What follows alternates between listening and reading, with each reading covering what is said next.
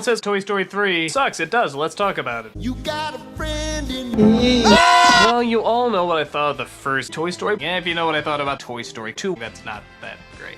And I think what makes Toy Story 2 even worse than something like the first film is that, while I'm not a fan of the first Toy Story film, at least it had this scene.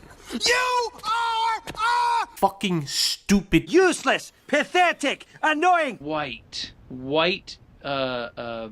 guilt, milk toast, piece of human garbage. Jeez, Gazorp, that's, you're pretty mean to me, but that takes the cake. I don't give a fuck. I'm Gazorp fucking Field, bitch. Now give me my fucking enchilada. But we're not reviewing that. We're reviewing Toy Story 3, and if you thought the first Toy Story film didn't have much of a premise, this one is definitely shit! The story, or as best I can follow, it's surprisingly kinda complicated. Has to deal with two monsters, one played by Billy Goodman, another played by John Crystal. I'm introducing them to you because the movie forgot. We know nothing about them. We're just stuck with these two characters that never ever got an introduction. Don't you hate it when that happens, Matt Damon? Actually, this is the first time I've been on your show. That is so Damon. They belong to some sort of daycare mafia that Lots of Huggin' Bear is the head of. The catch though? They're convinced that kids are unbelievably stupid. So it's probably not the best that a little girl imprisons the toys and makes sure that they can't escape.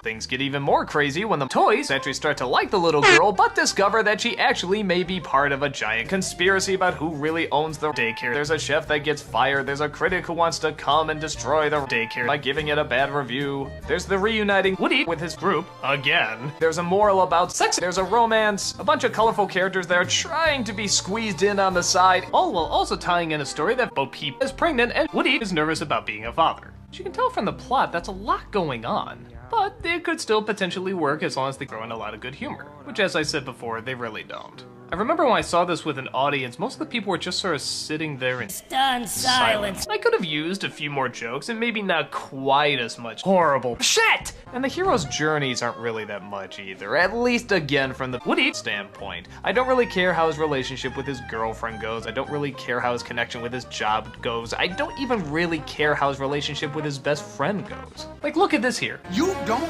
think I was right?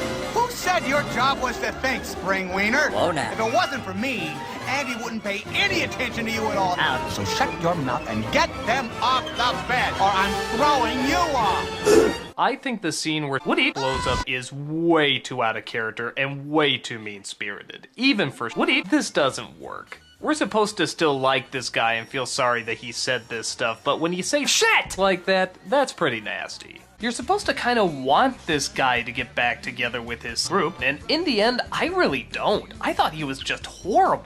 And, okay, I'll address the elephant in the room. I think the pink elephant scene, though entirely pointless, is fucking disgusting. It's gross. I don't like looking at it. The idea that it's an hour and a friggin' half. It's just fucking idiotic. What did the first one even have to do with elephants? It didn't. Where is this coming from? So yeah, this film's a complete forgettable dud, right? Well, I was thinking so at first, until we got to the ending, and without giving away too much, it is probably the only really good thing in it. Everybody sees their childhood in this scene.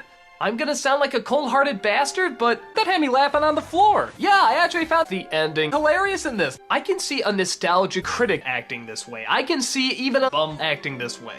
But the way Andy acts as a squid kid, I think most of us have been squid. We remember what we were like. And most of us are not this clingy. At least not to this degree. Don't get me wrong, we go through it. We all go through it. Okay, that's enough! So there, I stated the moment that I'm sure will get me a ton of hate mail. So of course you must think I don't like this film. And you're right. Would this be the end of anything good coming out of the Toy Story franchise? Well, I'll fill you in when I get around to Toy Story 4. But for this one, I say you can definitely boycott. Knew from the first trailer that Toy Story was gonna be a bad movie. What?